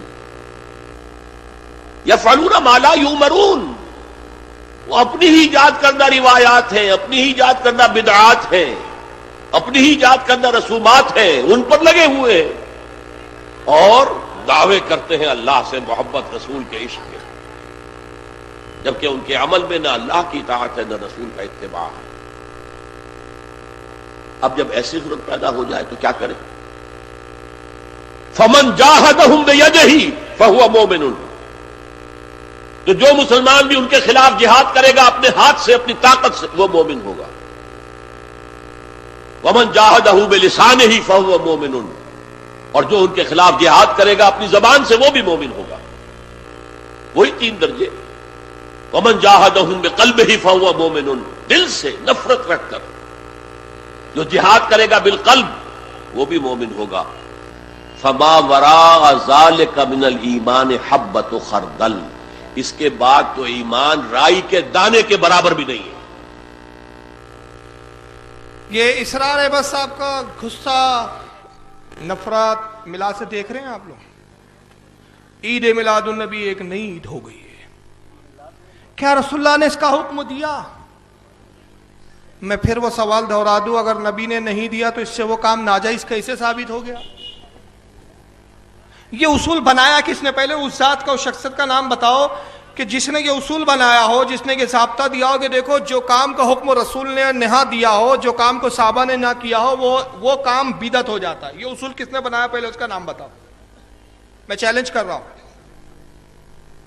بعد نفرت کتنی ہے؟ عیسائیوں سے اتنی نفرت نہیں ہے. کیوں؟ امریکہ کے تو تلوے چاٹنے میں زندگیاں گزر گئی. کرسچنوں سے نفرت نہیں ہے. میلاد منانے والوں سے کتنی نفرت ہے؟ وہ نفرت کے جملے تو میں بعد میں ان کے دہراتا ہوں. پہلے میں آپ سے سوال کرتا ہوں کہ جہاد کس کے ساتھ کیا جاتا ہے؟ بولیے، مسلمانوں کے ساتھ کہ کافروں کے ساتھ؟ تو میلاد کا اتنا بڑا گناہ عظیم ہے کہ آپ نے اپنے نبی کی یاد کی. آپ نے صرف یہ کہا نا، آپ نے شرک کیا، کفر کیا، کیا کیا؟ آپ نے نبی کی میلاد منا کر یہ ظاہر کیا کہ آج مصطفیٰ پیدا ہوئے تھے، تو آپ نے شرک کو کاٹا کہ شرک کیا؟ ارے ہم تو شرک کی کاٹ کر رہے ہیں. عیسائیوں نے عیسیٰ علیہ السلام کو دیکھ کر کہہ دیا خدا کے بیٹے ہیں. یہودیوں نے عزیر علیہ السلام کے معجزات کو دیکھ کر کہہ دیا خدا کے بیٹے ہیں. ہمارے علماء نے تو میلاد منا کے بتا دیا، میلاد کو رائج کر کے بتایا کہ رسول اللہ کے معجزات کو دیکھ کر خدا کا بیٹا نہ کہنا. محمد انسان ہے، پیدا ہوئے تھے، بی بی آمنہ ماں ہے، باپ عبداللہ ہے، دادا عبد المطلب ہے. جو پیدا ہوتا ہے وہ بشر ہوتا ہے، خدا نہیں ہوتا. واہ، بے شک، سبحان اللہ. حق. اور خدا وہ ہے جو پیدا ہونے سے پاک ہے. بے شک، بے شک. ہم نے تو توحید کی بات کی ہے. ہم نے تو اپنے نبی کی پیدائش بنا کر بتایا کہ مصطفیٰ پیدا ہوئے ہیں. تو ایسا کون سا جرم عظیم کر لیا بھائی کہ جہاد فرض ہو گیا تمہارا؟ اور جلال میں آ کے آپ کہتے ہیں کہ جب ایسی صورت پیدا ہو جائے کہ لوگ میلاد النبی منانے لگے، جبکہ اس کا حدیث میں ذکر نہیں ہے، رسول اللہ نے حکم نہیں دیا، صحابہ نے نہیں دیا، تو ایسی صورت ہو جائے تو فمن جادہ بیدہ فہو مومن، جو ان سے ہاتھ سے جہاد کرے گا وہ مومن ہوگا. اور ایک طرف یہ کیا ڈھنڈورا پیٹتے ہیں، ہم تو بڑے سیدھے سادے لوگ، محبت کی بات کرو. وہ ایک ڈرامہ آتا ہے روتے ہوئے، امت بن جاؤ، امت بن جاؤ. بے غیرت، اس کو بھی تو بول. ایک طرف چاپلوسی کرتے ہو. یہ اتنا خبیث فرقہ ہے. میں تو پورا ہندوستان اور دنیا گھومتا ہوں، میں نے دیکھا ہے جہاں یہ قلیل ہوتے ہیں، کم تعداد میں ہوتے ہیں، بڑی محبت کی بات کریں، محبت کی بات کرو، رسول اللہ کی محبت کی بات کرو، سیرت کی بات کرو. اور جہاں منود بڑھ جاتے ہیں، قبروں کو بموں سے اڑانے لگتے ہیں، فتنے یہ پیدا کرتے ہیں، آتنک یہ پھیلاتے ہیں، دہشت گردی یہ کرتے ہیں، بم یہ رکھتے ہیں، مسجدوں میں یہ بم رکھتے ہیں، قبروں پہ بم یہ رکھتے ہیں، مندروں کو یہ اڑاتے ہیں، ٹرینوں میں بم یہ رکھتے ہیں. ساری دہشت گرد تنظیمیں انہوں نے بنا رکھی ہے. محبت کی بات کر رہے ہیں. یہ مگرمچھ کے آنسو، یہ مکاری کسی اور کو دکھاؤ، شیطانی بات کسی اور کو سمجھاؤ. میلاد منانے پر تو تمہارے غصے کا یہ عالم ہے. فمن جاہدہ بیدہ فہو مومن، جو ان سے جہاد کرے اپنے ہاتھ سے وہ مومن ہے. اور اگر ہاتھ سے جہاد نہیں کر سکتے تو کیا کرو؟ فمن جاہدہ بلسانہ فہو مومن، جو زبان سے جہاد کرے وہ مومن ہے. اگر زبان سے نہیں کرتے تو قلب سے، دل میں نفرت رکھ کے، نفرت کے ساتھ بول رہا ہے، دانت پیس کے بتا رہا ہے. ہم نے کہا کہ اچھا اگر تم یہ مانتے ہو کہ رسول اللہ نے نہیں منایا، رسول اللہ نے نہیں کیا، حالانکہ حضور نے بھی اپنا میلاد منایا ہے. اس کے رسول ہمارے علماء دیتے، میں آج وہ موضوع کو نہیں چھیڑ رہا ہوں، میرے پاس خود اس کے بے شمار دلائل ہے کہ رسول اللہ نے کب کب اپنا میلاد کس کس ڈھنگ سے منایا اور صحابہ نے بھی کس طرح منایا. سبحان اللہ. لیکن تم اگر یہ کہتے ہو تمہارے بقول کے رسول نے حکم نہیں دیا، تو بہت سے کام جو تم بھی کر رہے ہو بدعت ہے. ملا جی کبھی جہاد کا حکم یہاں بھی تو ٹھوک کے بتاؤ. تم نے مسجدوں کو خوبصورت بنایا، کیا رسول اللہ نے مسجدوں کو خوبصورت مزین کرنے کا حکم دیا؟ نہیں، بلکہ سنن ابو داؤد کتاب المساجد کی پہلی حدیث یہی ہے. اللہ کے نبی نے فرمایا اللہ کی لعنت یہود و نصارہ پر جنہوں نے اپنے عبادت خانوں کو مزین کیا، سجایا اور سنوارا. حضور نے عبادت خانوں کو، مسجدوں کو سادہ رکھنے کا حکم دیا، مگر سب سے زیادہ اے سی تو تمہاری مسجدوں میں ہے، سب سے زیادہ ماربل تو تم نے اپنی مسجدوں میں لگا رکھا ہے. क्या रसूलुल्लाह ने हुक्म दिया? गुंबद बनाने का हुक्म दिया? इमामों को तनख्वाह देने का हुक्म दिया? मौलवियों को पढ़ाने पे तनख्वाह देने का हुक्म किया? कुरान पे एराब लगाए गए रसूल के जमाने में? नहीं। कुरान के तराजीम हुए? क्या इस तरह से तबलीगी जमात लेके रसूल ने चलत फिरत की? नहीं। छोड़ो। अगर तुम कहते हो कि नहीं हम बड़े मुआहिद है, रसूल ने हुक्म जो दिया उसी को हम करते, मैं चैलेंज कर रहा हूं तुमको बरसों से, मगर आज तक किसी बेगैरत न अहले हदीस को जुर्रत हुई के जवाब लाए, न किसी बेगैरत देवबंदी को। यहाँ के अगर कुछ देवबंदी सुन रहे हो, मैं कुछ छिचोरों के तो नाम भी नहीं लेता, 200-250 लोग सुनते हैं, 10 बाय 10 के कमरे में बोलते हैं, जिनकी औकात ही होगी उनकी जमात के कुत्ते नहीं उनको पहचानते हो।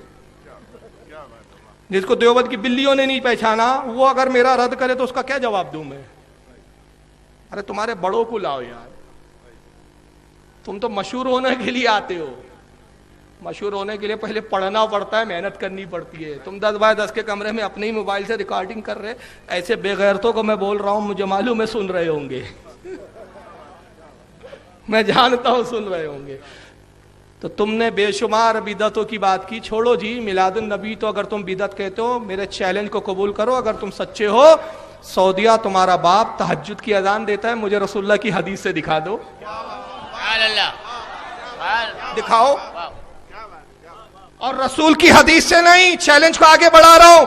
तहज्जुद की अजान की बिदअत तुमने इजाद की सऊदिया में, आज भी होती है। मस्जिद नबवी से तहज्जुद की अजान पुकारी जाती है, मस्जिद हराम से तहज्जुद की अजान पुकारी जाती है। अरे हुजूर तो हुजूर है, सहाबा के दौर में दिखा दो, ताबई के दौर में दिखा दो, तबे ताबई के दौर में दिखा दो, अइम्मा के दौर में दिखा दो, तुर्की हुकूमत के बाद उससे पहले किसी भी हुकूमत में दिखा दो, नहीं दिखाएंगे। ये आले सऊद की बिदअत है। दिखाओ तो हमें भी तहज्जुद की अजान क्यों देते हो? दीन समझ के देते हो क्या बेदीनी? जब इनकी ऐसी बात करो ना, कहते नहीं नहीं नहीं नहीं, ये जो मिसालें देते हैं ना बरेलवी लोग, मस्जिद की मिसाल देते हैं, लाइट की मिसाल देते हैं, प्लेन की मिसाल, मैं तो ये मिसालें देता भी नहीं। मेरी एक तकरीर है जिसका नाम है बिदअती कौन और इल्जाम किस पर। मैंने इनकी ऐसी ऐसी बिदअतें दिखा दी कि आज तक जवाब भी नहीं सूझ रहा है इनको।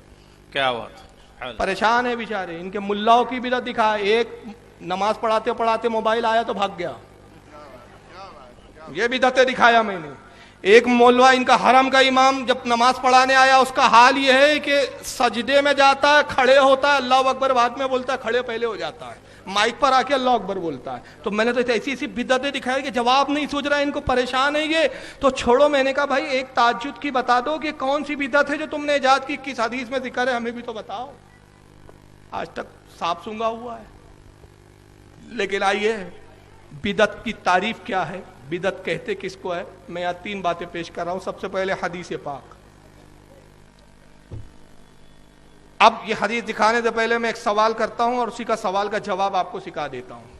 जब भी कोई बदअकीदा पूछे ना, मिलाद मनाते हो, सहाबा ने मनाया क्या, रसूल ने मनाने का हुक्म दिया क्या, तो उससे जवाब दो हाँ भाई मिलाद मनाते, चलो हमने थोड़े देर के लिए मान लिया। सुनो, बहुत ही गौर से जवाब, पढ़े लिखे नौजवानों को मैं मुतवज्जे कर रहा हूँ खास तौर से, इस चीज को याद कर लो। अगर मतन याद ना रहे तो कम से कम उर्दू का तर्जुमा भी याद रख लिए, बहुत काम आएंगी ये चीज आपके। उनसे ये सवाल करो, रसूल ने हुक्म नहीं दिया, तुम कहते हो ठीक है, साहबा ने नहीं मनाया, तुम कहते हो ठीक है, तो साहबा ने कहां मना किया वो दिखाओ, और रसूल ने कब मना किया वो दिखाओ। अब ये कहेंगे नहीं ये तो बेहुदा बात है। आइए, ये बेहुदा बात ही नहीं है, ये हम जो कह रहे हैं ये हदीस से कह रहे हैं, जो तुम कह रहे हो अपने अकल के घोड़े कह रहे हो। सुना नहीं, अपने माजा में आपके सामने दिखा रहा हूं। कौन सी किताब है? हदीस की किताब है ना, मानते हो कि नहीं मानते हो इसको भी? सुना नहीं अपने माजा, फिर कह दू छपी भी नहीं क्या से। बाप का नाम बाबुल अतीमा, खाने पीने का बयान, हदीस नंबर 3366 3366 हदीस नंबर। आइए, इमाम इब्न माजा इस हदीस को कैसे बयान करते हैं। उन्होंने पूरी सनद बयान की और कहा इसके रावी सलमान फारसी है। अन सलमान अल फारसी आला सईला रसूलुल्लाह सल्लल्लाहु अलैहि वसल्लम अनिस्समने वल जुबने वल फिरा। नबी करीम सल्लल्लाहु अलैहि वसल्लम से 3 चीजों के बारे में सवाल पूछा गया। हजरत सलमान फारसी कहते हैं हुजूर से साहबा ने 3 चीजों के बारे में पूछा। कहा या रसूलल्लाह, घी के बारे में क्या हुक्म है? घी होता है ना, घी खाने के बारे में क्या हुक्म है? पनीर के बारे में क्या हुक्म है? और फिरा के तर्जुमे बहुत सारे हुए हैं। आम फहम तर्जुमा यह है कि वो लिबास जो चमड़े का बनता है, ایسے لباس کے بارے میں پوچھا گیا کہ جو چمڑے کا ہوتا ہے، اس کے بارے میں حکم کیا ہے؟ اللہ کے نبی نے ایک جملے میں جواب دے سکتے تھے سرکار جائز ہے یا ناجائز ہے، مگر حضور نے ایک ضابطہ اور اصول دے دیا، ایک ضابطہ اور ایک پیمانہ دیا. اور پیمانہ کیا دیا؟ قال الحلال ما احل اللہ فی کتابہ والحرام ما حرم اللہ فی کتابہ وما سکت عنہ فہو مما عفا عنہ. کا آقا نے کہا سنو، جو کچھ حلال ہے اللہ نے اپنی کتاب قرآن میں بیان کر دیا، جو حرام ہے اللہ نے اس کو بھی بیان کر دیا، اور جس کے بارے میں اللہ رسول کا کوئی قول نہ ہو وہ تمہارے لیے جائز ہے. سبحان اللہ سبحان اللہ.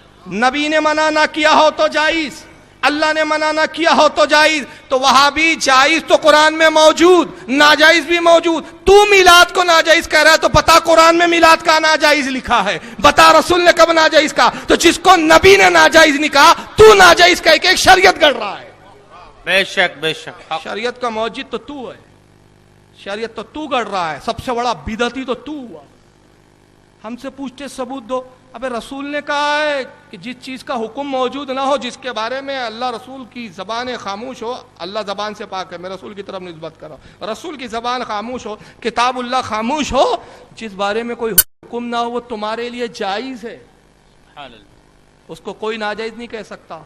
تو اگر بالفرض حالانکہ قرآن میں میلاد کے ثبوت ہے، حدیث میں موجود ہے، بالفرض اگر قرآن میں میلاد کا ثبوت نہ بھی ہوتا تو ناجائز کہنے والے کے ذمے ہے کہ وہ ناجائز کا ثبوت دے. جائز کہنے کے لیے اتنا ہی کافی ہے کہ اللہ نے منع نہیں کیا. سبحان اللہ. اور اس حدیث کو پھر امام ابن ماجہ کے علاوہ کتنوں نے لکھا اور سن لو حوالے. ترمذی نے بھی لکھا اس کو، امام ترمذی نے اس کو اپنی سنن میں کتاب اللباس حدیث نمبر 1776 پہ لایا، معاف کرنا 1726 پر. اور امام حاکم نے بھی اس حدیث کو لایا اپنی المستدرک کے اندر حدیث نمبر 7115 پر. امام طبرانی نے معجم الکبیر میں لایا حدیث نمبر 6124 پر. امام حیثمی نے مجمع الزوائد میں لایا حدیث نمبر 794. امام بہقی نے بھی اس حدیث کو لایا سنن القبرہ کے اندر حدیث نمبر 19722. اور بھی بہت سارے محدثین نے لکھا، میں نے چند حوالے دیے. یہ سارے محدثین اصول بیان کر رہے اپنی کتابوں میں اس حدیث کے ذریعے کہ جس چیز سے اللہ رسول نے منع نہ کیا ہو وہ چیز کیا ہے. تو وہابیوں سے پوچھو کہ جائز کے لیے ہمارے پاس اتنا ہی کافی کہ نبی نے منع نہیں کیا، تو میلاد کو ناجائز کر رہا ہے، اپنے باپ کی اوریجنل اولاد ہے تو کہاں لکھا ہے ناجائز ہے وہ تو دکھا. ہم تو حدیث کی روشنی میں یہ عقیدہ بنا رہے ہیں. اور آئیے پھر ابن تیمیہ خود کیا کہتا ہے، ان کا بہت بڑا علامہ ابن تیمیہ کی مجمع الفتاوی 96 ابن تیمیہ کہتا ہے والبدعۃ ما خلافت الکتاب والسنہ او اجماع سلف الامہ من الاعتقادات والعبادات. ابن تیمیہ کہتا ہے کہ بدعت سے وہ کام مراد ہے، بدعت اس کام کو کہتے ہیں جو اعتقاد یعنی عقائد کے معاملے میں اور عبادت کے معاملے کتاب اور سنت اور اجماع امت کے خلاف ہو. نئی بات سمجھ میں آئی؟ آسان کر رہا ہوں. ابن تیمیہ کہتا ہے بدعت اس کام کو کہتے ہیں جس سے کوئی سنت مٹتی ہو، جو اجماع کے خلاف ہو. تو مجھے بتاؤ اجماع نہ منانے پر ہے کہ منانے پر ہے؟ میلاد النبی منانے پر ہے. ایک امام کا کوئی ایسا قول دکھا دو کہ جس نے اس کو بدعت کہا. اب بعض ائمہ نے اس کی نفس میلاد کو بدعت نہیں کہا. کچھ وہابڑے لائیں گے پھر دیکھو فلاں امام نے بدعت کہا. نہیں، انہوں نے نفس میلاد کو، ذکر میلاد کو بدعت نہیں کہا. اس میں جو خرافاتیں ہیں اس کو بدعت کہا. اور ہم بھی خرافاتوں کے مخالف ہیں، اصل کے مخالف نہیں ہیں. مثال کے طور پہ کوئی نکاح کا مخالف نہیں، نکاح تو سنت ہے، لیکن نکاح کے ساتھ جو خرافاتیں ہو رہی ہے اس کی تو سب مخالفت کریں گے. تو اگر میلاد کے ساتھ کوئی ڈانس ہو رہا ہے ہم مخالفت کریں گے، میلاد کے ساتھ کوئی ڈھول بجا رہا ہے مخالفت کریں گے، سما ہو رہی ہے، قوالیاں ہو رہی ہے، موسیقی بجائی جا رہی ہے، لڑکے ناچ رہے ہیں، تھرک رہے، ہم اس کی مخالفت کریں گے. مگر جہاں تک ذکر مصطفیٰ ہے، میلاد مصطفیٰ ہے، اس کی مخالفت اس کو بدعت نہیں کہا جائے گا. کیوں؟ وہ کسی سنت سے ٹکرا نہیں رہی ہے. تو نبی نے اپنا میلاد خود بیان کیا، تو اب حضور نے بیان کیا یہ سنت سے ثابت ہے تو ہم تو سنت پر عمل کر رہے ہیں. ہمارا میلاد منانا کسی حدیث سے ٹکرا نہیں رہا. تو جب تک کسی حدیث سے نہ ٹکرائے، اجماع سے نہ ٹکرائے، کتاب اللہ سے نہ ٹکرائے، تب تک وہ کام بدعت نہیں ہو سکتا. یہ ابن تیمیہ ان کے گھر کا کہہ رہا ہے.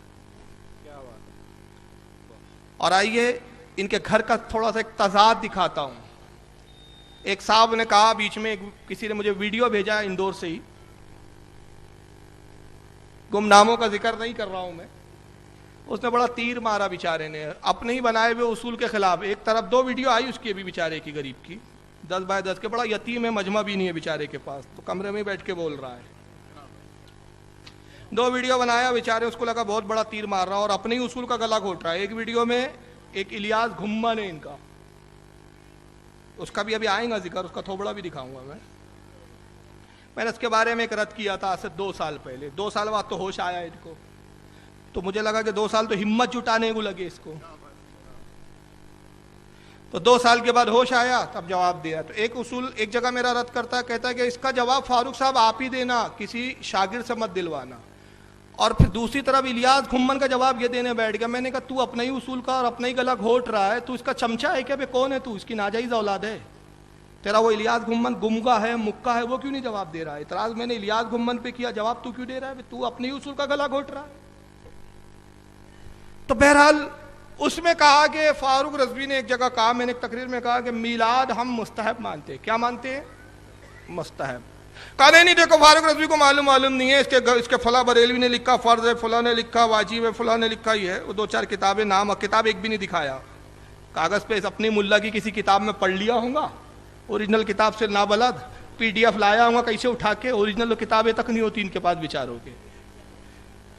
اور آدھے سے زیادہ کمنٹ میں میرے لیپ ٹاپ کو کوس رہا ہے, وہ بیچارہ سیمسنگ کمپنی کا لیپ ٹاپ لے کر آ جاتے ہو, یہ کرتے ہو کرتے. میں نے کہا پہلے یہ طے کر لو مجھ سے تکلیف ہے کہ لیپ ٹاپ سے تکلیف ہے, تم اب تک طے نہیں کر پائے. بیٹے لیپ ٹاپ تو 6 سال سے میں لے کے چل رہا ہوں, تقریر تمہیں ننگا تو میں 18 سال کی عمر سے کر رہا ہوں. میری پہلی کتاب آئی تھی قرینِ زندگی جب میں 18 سال کا تھا, سب جانتے ہو کتاب کو, ہے نا. ننگا تو تب سے کرتے ہوئے آ رہا ہوں, لیپ ٹاپ سے تو ابھی تم کو پبلک میں ننگا دکھا رہا ہوں میں. تو یہ لیپ ٹاپ بیٹا اس لیے نہیں ہوتا, یہ تم مکاروں کے لیے اس لیے لایا جاتا ہے کہ تم مکار انکار کرتے ہو نا, ہمارے مولانا نے لکھا نہیں, ہمارے مولانا نے کہا نہیں, تو میں لکھا ہوا بھی دکھاتا ہوں, بولتا ہوا بھی دکھاتا ہوں, تاکہ دیکھ لو کہ یہ کیا بول رہا ہے. کہا دیکھو ان کے مولانا میں اعتراض ہے, اس کا جواب میں بعد میں دوں گا, پہلے اپنے گھر کا جائزہ لو, اپنے گھر کو دیکھ لو پہلے کیا ہے. آئیے ذرا یہ دیکھتے چلیے اب کتنے تضاد ہے اور کتنے پاگل فتوے ہیں. یہ ان کے یہاں کے غوث عالم ہے, اس کو غوث عالم کہتے ہیں. یہ کون؟ رشید احمد گنگوئی, کتاب کا نام فتاوی رشیدیہ. یہ میرے پاس اوریجنل بھی موجود ہے. مانیٹر پہ تو اس لیے دکھانے کے لیے مانیٹر لگائے جاتے ہیں, لیپ ٹاپ اسی لیے ہے. بیچارہ یہ سیمسنگ کا جو ہے نا لیپ ٹاپ, اس نے بھی سوچا نہیں ہوگا کمپنی میں بنتے وقت کہ مجھے وہ سعادت ملیں گی کہ کئی سال میں وہابیوں کو ننگا کرتا رہوں گا, اس نے بھی نہیں سوچا ہوگا. یہ فتاوی رشیدیہ ہاتھ میں میرے. آئیے ذرا دیکھیے پہلے رشید احمد گنگوہی صاحب کیا لکھتے ہیں. صفحہ نمبر 115, دیوبند کے بہت بڑے علامہ اور مولوی الیاس کاندھیلوی تبلیغی جماعت جنہوں نے بنائی, ان کے استاد ہیں. ان سے ایک سوال ہوا کہ مولود شریف, مولود یعنی میلاد النبی کو ہی بولتے ہیں, مولود شریف اور عرس کے جس میں کوئی بات خلاف شرع نہ ہو, جیسا کہ حضرت شاہ عبدالعزیز رحمت اللہ علیہ کیا کرتے تھے, آپ کے نزدیک جائز ہے یا نہیں؟ اور شاہ صاحب واقعی مولود اور عرس کرتے تھے یا نہیں؟ 3 سوال ہے, پہلا سن لیجئے. یہ اتنا پیدل تھا یہ علم سے یہ رشید احمد گنگوئی, سوال کچھ ہوتا تھا جواب کچھ دیتا تھا. اور اس کے تو کئی سوال کے جواب ایسے کہ ہنسی آتی ہے. اس سے ایک سوال کسی نے پوچھا تھا ایک زمانے میں کہ نوٹ پر تصویر چھپی ہے ملکہ وکٹوریہ کی, اس کا استعمال کرنا جائز ہے نہیں. 1 صفحے کا سوال ہے پورا. کتنا سوال کتنا ہے؟ 1 صفحے کا, کہ بھئی یہ نوٹ کا استعمال کا کیا حکم ہے, اس پہ زکوٰۃ دینے کا کیا حکم ہے, جیب میں رکھنے کا کیا حکم ہے, اس پہ نماز ہوں گی یا نہیں ہوں گی, گھر میں کھلا ہو تو کیا حکم ہے, کیا وہ حدیث پر صادق آتی ہے کہ جہاں تصویر ہو جاندار کی فرشتے نہیں آتے. سارے سوالات. جواب کتنا معلوم ہے؟ عادل ہے ان کا. فقیر کو تحقیق نہیں, فقط بندہ عبدالرشید گنگوئی. سوال کرنے والا بھی کوس رہا ہوں کہ دلت درم منوج کے پاس پوچھ لیا, کچھ بھی نہیں معلوم اس کو. اور اعلیٰ سے جب پوچھا گیا تو پوری ایک کتاب ہی لکھ ڈالی اس پر. اور عرب کے 37 علماء کی تصدیقات ہے اس کے اوپر. سبحان اللہ. اب 3 سوال ہوئے کہ میلاد شریف اور عرس منانا کیسا. پہلا سوال کیا ہے؟ میلاد منانا کیسا. دوسرا سوال کہ شاہ عبد العزیز محدث دہلوی مناتے تھے، کون تھے یہ؟ شاہ ولی اللہ صاحب کے صاحبزادے تھے اور اپنے صدی کے مجدد تھے. سبحان اللہ. اور اسماعیل دہلوی جو ان کے سب سے بڑے علامہ مولانا شہید جن کو بولتے ہیں، مولوی اسماعیل کے یہ سگے چچا تھے، اپنے زمانے کے محدث عالم، وہ مناتے تھے. تو آپ کے نزدیک جائز ہے یا نہیں؟ اور وہ مناتے تھے کہ نہیں مناتے تھے؟ یہ تحقیق کیا ہے؟ 3 سوال ہے، جواب کیا دیتے ہیں؟ عقد مجلس مولود اگرچہ اس میں کوئی امر غیر مشروع نہ ہو مگر اہتمام و تدعی اس میں بھی موجود ہے، لہذا اس زمانے میں درست نہیں. و علی ھذا عرس کا جواب ہے. اب یہ تھوڑا بڑا گاڑی اردو ہے، کچھ جملے نہیں سمجھ میں آئے ہوں گے، میں آسان کرتا ہوں. کہتے ہیں کہ جو اصل مولود شریف میلاد کی مجلس کا معاملہ ہے، اس میں اگرچہ کوئی شریعت کے خلاف کام نہ ہو، شریعت کے خلاف اگر کام نہیں بھی ہو رہے تب بھی میلاد منانا جائز نہیں. کیوں؟ کیونکہ اہتمام کرنا، میلاد کا اہتمام کرنا، تدعی یعنی لوگوں کو بلانا، دعوت دینا، لوگوں کو جمع کرنا، یہ اس میں موجود ہے. تو یہ ملا جی کے پلے نہیں پڑا کہ لوگوں کو نبی کا ذکر کے لیے جمع کرنا یہ کیسے بدعت ہو گیا جی؟ کیونکہ یہ چیز اس میں بدعت موجود ہے. تدعی یعنی لوگوں کو بلا کے جمع کرنا، اس کا اہتمام کرنا مجلس کا، اس لیے ناجائز ہے. یہ کون سا اصول ہے؟ اور اسی کو پھر عرس پر قیاس کر لیجئے. بہت اشیاء ہے کہ اول مباح تھی پھر کسی وقت میں منع ہو گئی. مجلس عرس و مولود بھی ایسا ہی ہے. کہتے بہت سی چیزیں تھی پہلے جائز تھی، بعد میں، جملہ سنیں، پہلے کیا تھی اور بعد میں ناجائز ہو گئی. اسی طرح یہ میلاد ہے. تو چلو ملا جی نے پہلے تو مان لیے کہ پہلے میلاد جائز تھی، آج ہم ناجائز کہہ رہے ہیں. یہ تو چھپ گیا. اور 2 سوال آخری کے اڑائی دیے کہ شاہ عبد العزیز مناتے تھے کہ نہیں مناتے تھے. جواب ہی نہیں دیا. کیوں؟ جواب اس لیے نہیں دیا کہ شاہ عبد العزیز مناتے تھے میلاد، ان کے ابا شاہ ولی اللہ بھی مناتے تھے. اور ان کی کتاب میں لایا ہوں، یہاں موجود ہے، رسائل شاہ ولی اللہ. اس کے اندر ایک رسالہ ہے جس کا نام ہے الدار السمین فی مبشرات النبی الامین. اس میں وہ خود کہتے ہیں کہ میرے والد شاہ عبد الرحیم